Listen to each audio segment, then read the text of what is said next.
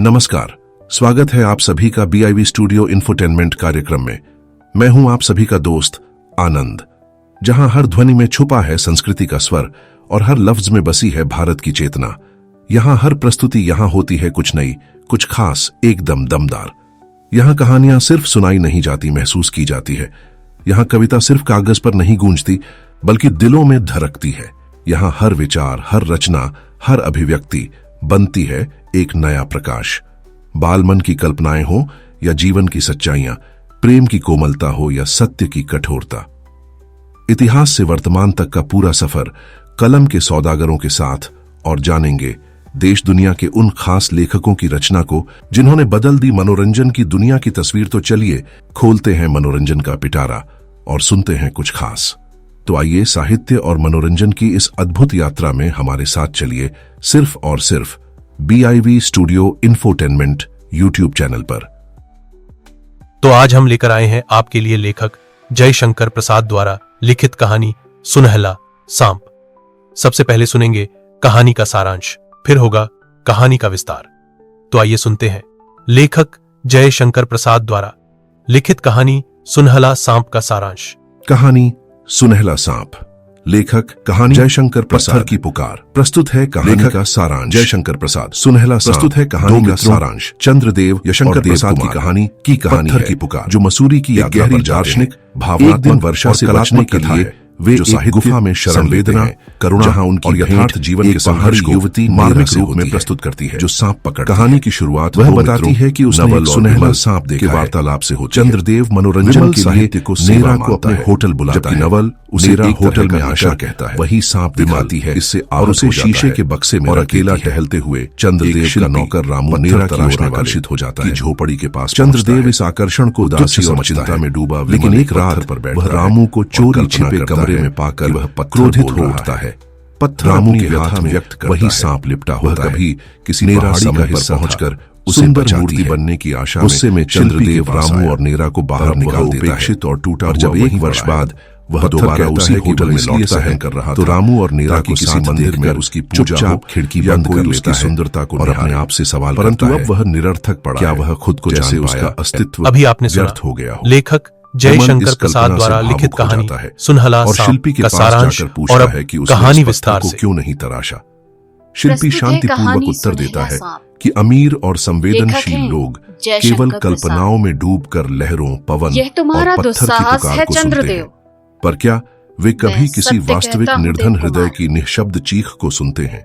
यह बात विमल को झकझोर देती है और वह मौन हो जाता है, क्योंकि उसके प्रकट होने का साधन न केवल एक भावनात्मक कथा है, बल्कि यह हमें आत्मनिरीक्षण के लिए भी प्रेरित करती है। क्या हम केवल कल्पना में खोकर सच्ची करुणा को भूल जाते हैं? किसी के जीवन का रहस्य, उसका विश्वास समझ लेना हमारी तुम्हारी बुद्धि रूपी एक्सरेस की पारदर्शिता से परे है।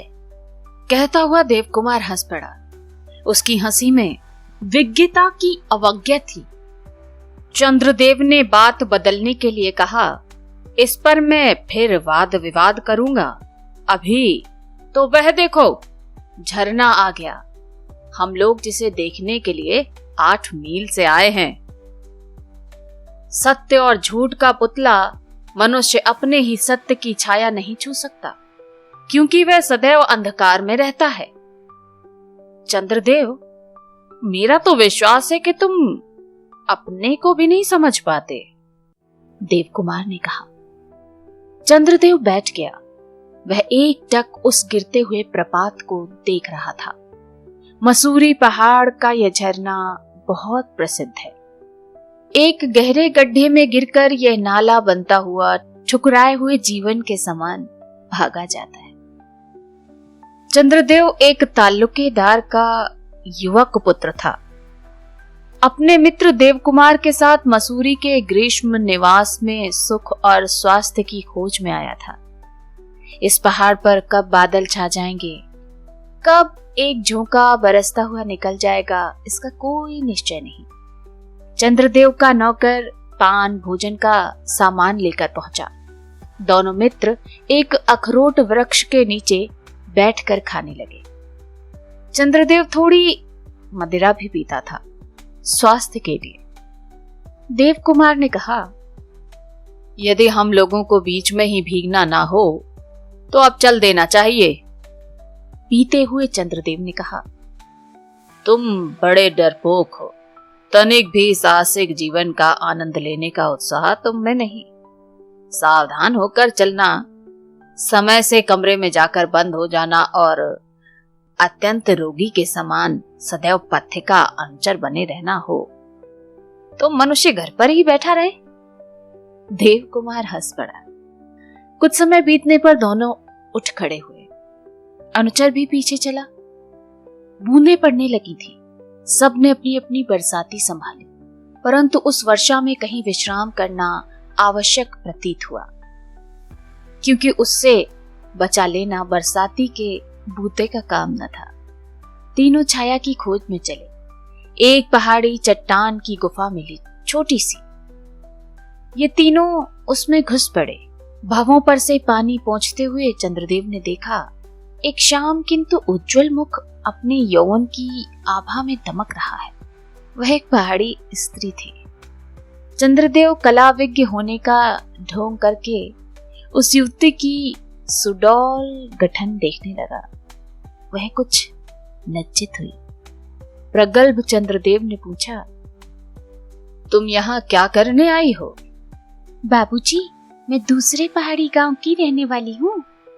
अपनी जीविका के लिए आई हूँ। तुम्हारी क्या जीविका है?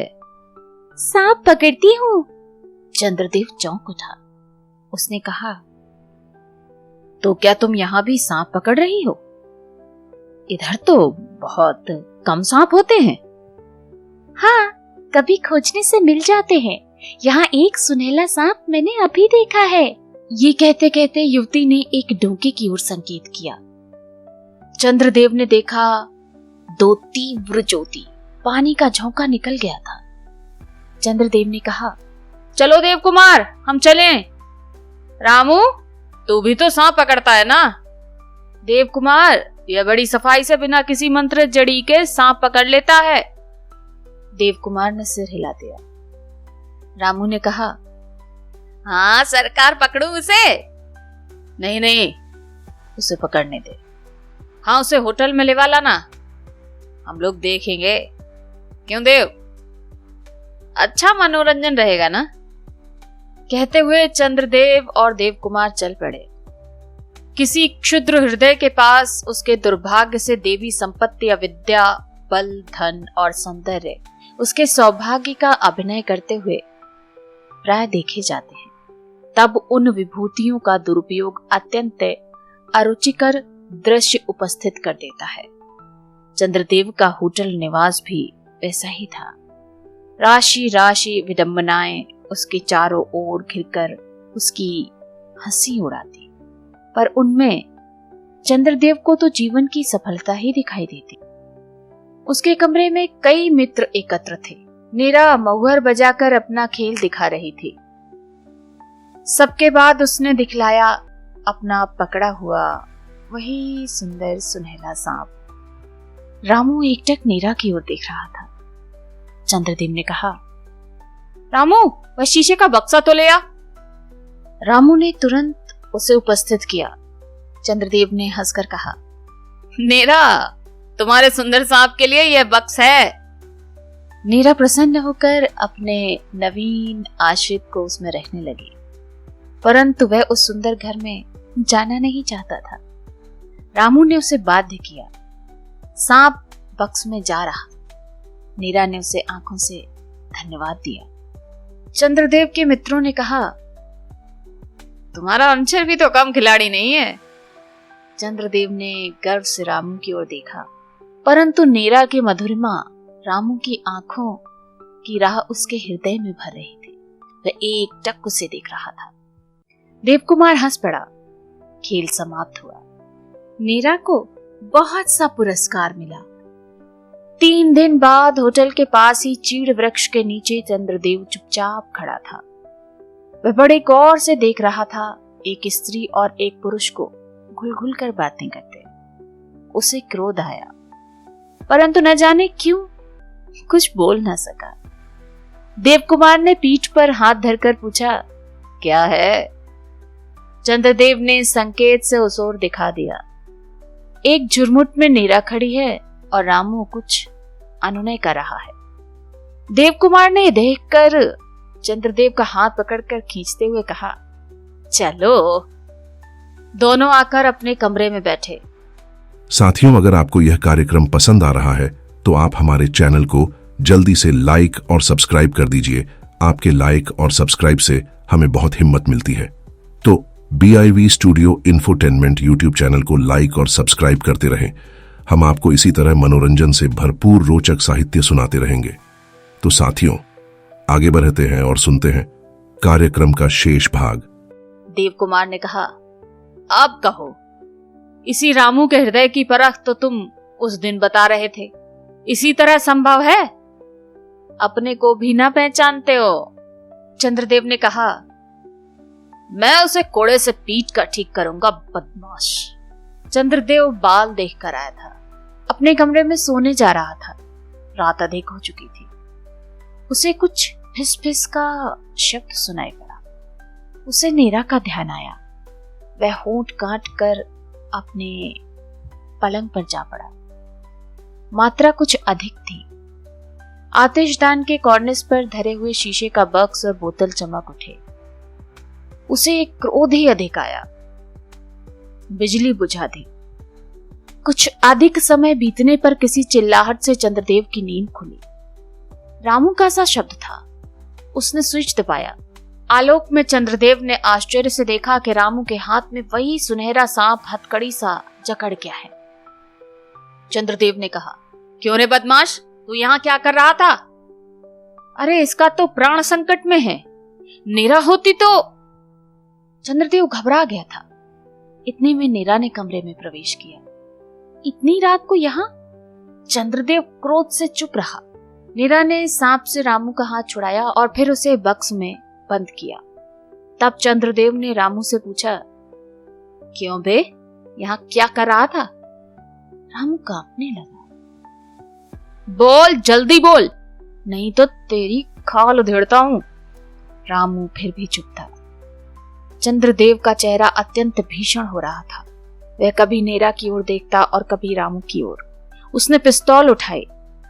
नीरा रामू के सामने आ गई। उसने कहा, बाबूजी, ये मेरे लिए शराब लेने आया था जो उस बोतल में धरी है। चंद्रदेव ने देखा मदिरा उस बोतल में अपनी लाल हंसी में मग्न थी। चंद्रदेव ने पिस्तौल धर दिया और बोतल और बक्स उठाकर देते हुए मुंह फेर कर कहा, तुम दोनों इसे लेकर अभी चले जाओ। और रामू, अब तुम कभी मुझे अपना मुंह मत दिखाना। दोनों धीरे धीरे बाहर हो गए।